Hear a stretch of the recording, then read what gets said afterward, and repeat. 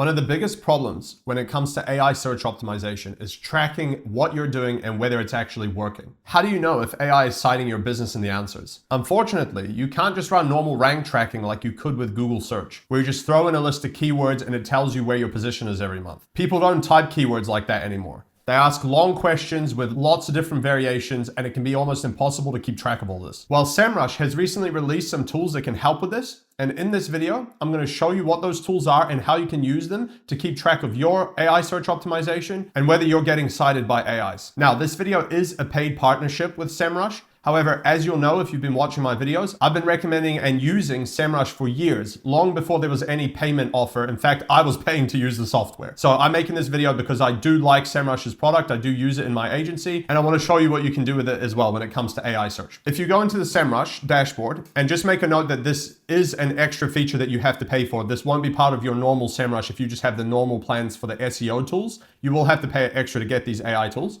But if you have them available here, you'll see on the left side, you've got this AI icon, and that is where these tools are. And I'm going to walk you through the ones that I find most valuable. So firstly, we've got prompt research. So if we click prompt research, this is similar to the keyword research tool that you could use in Semrush previously for Google searches, but this gives you an idea for some of the prompts. So with this one, if you throw a prompt in there, so let's say SEO agency for lawyers, let's just say I want to do some research for my own business. It will give you the related prompts that it thinks are relevant to whatever you typed in. Now, some of these are accurate, some of them are not quite as accurate. So it's a little bit hit or miss, in my opinion, whether they really are related to what you're doing or not. But by and large, they'll give you a good idea of at least what it thinks and probably AI thinks is relevant to you and what you're searching for. So for example, like I typed in SEO agency for lawyers and we've got Google ad strategies for law firms. It is adjacent, but it's not 100% on point. But most of these are by and large at least within the same bracket. Now let's say, for example, that we wanted to type in like personal injury lawyer. So let's say personal injury lawyer Dallas. It is quite accurate here, except for the property damage. This is pretty accurate.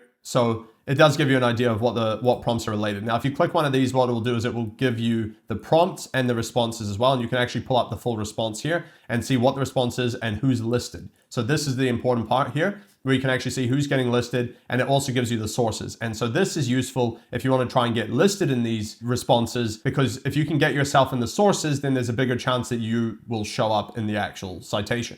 And so that's where the use case of this comes in. Now, next we've got the visibility overview. And this one gives you an idea of where your brand or your website currently sits in LLMs and their responses. So if you take the website, you want to take your website and throw it in. So I'll just take mine, throw it in here, and it will give you an overview similar to if you threw your domain into the normal SEO tools in Semrush of where you currently stand. So you got the AI visibility score. I guess that's kind of like the domain authority. You've got the main metrics here. So where you got mentions, citations, and which pages are cited. You can change the time frame. You got monthly audience, which is estimation of how much your brand is actually shown, the total volume. And you got AI visibility as well, where it kind of breaks down where you are being shown here. It also shows you the distribution by LLMs. You can see here in which countries as well. So you can see I'm showing mainly in Google AI overviews. And then it gives you a couple of ideas here. So like find hot topics for your brand, explore competitor strategies, optimize your domain for AI, and a couple of tips here. You can also scroll through these.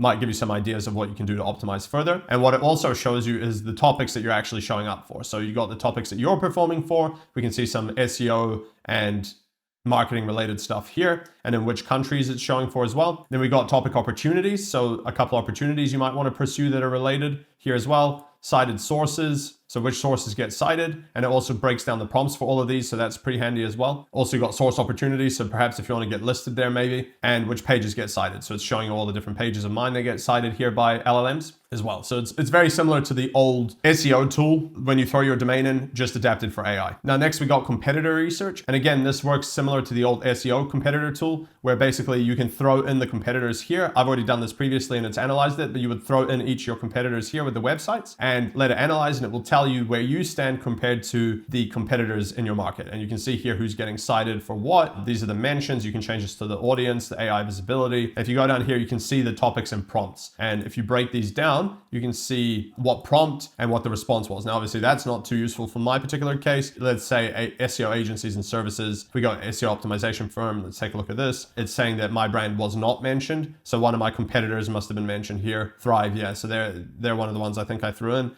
And so you can see there who's mentioned here. And so basically you can use this to reverse engineer what your competitors are showing up for and how. And then if you can try and get listed in the same places, that's been shown to help get you cited in the same LLM responses. So unfortunately, the only thing with this is you can't actually control what topics it's showing up here. As far as I can see, it just pulls out what topics it thinks are relevant and what thinks are relevant. So some of them are not that directly related. Personally, I would have preferred some more law firm SEO or law firm marketing specific topics, but it is what it is. It's probably a technical limitation at the moment. Lastly, you can also see the sources in this table here, where it actually shows what sources everyone has. So you can see why they're showing up. So you got Google, you got Thrive, Wikipedia, etc., and who's showing up on each of those. And so if you can get listed in some of these sources, that might help you get shown in these responses as well. Now, an interesting one here is narrative drivers. So what I'll do is I'm going to show you one that I've set up already. And basically what this does is it tells you how AIs are seeing your particular brand. So you throw it in there and it will give you not only insights, but also what sentiment AI is saying about your brand. Like, is it positive? Is it neutral? Is it negative? So first of all, here you get insights and you get your competitors get listed here as well. And so it'll say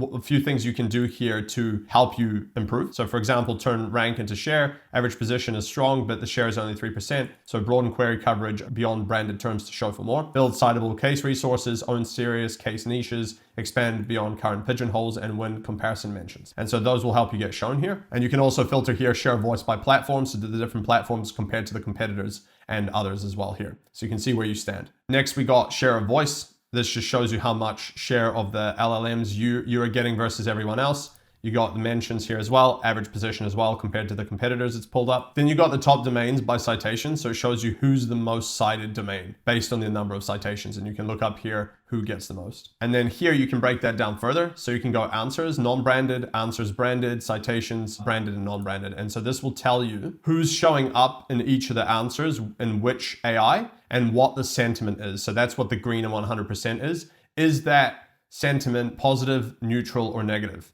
That's what the idea behind that is.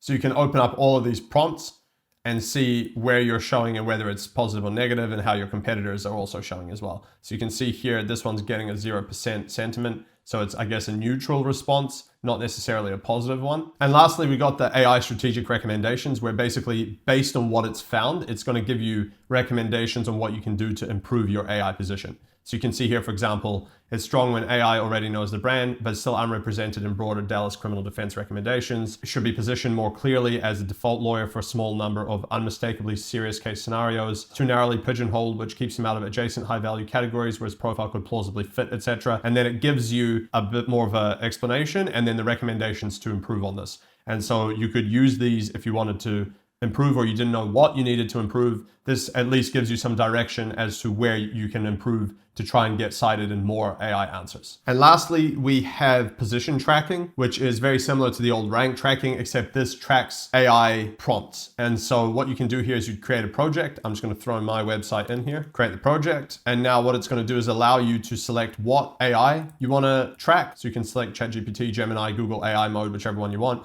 I'll go with Gemini for this example, and we'll go United States, continue to prompts, and I'm just going to go, who's the best law firm SEO agency? So I'm just throwing in a couple of prompts just to see what it says, to give you an idea. And you would add the prompts to the campaign, and then it'll go here. I'm just going to untick this and go start tracking, and it's going to go and find whether you show up for these prompts, very similar to how it did position tracking previously. So we'll let this run and I'll show you what that looks like. When it's done, it might pop up with this brand names check. So I'm just going to type in my brand name and go apply, and then it should make it easier to track your name. So now we have this page here, which shows where you currently stand for the prompts that you entered.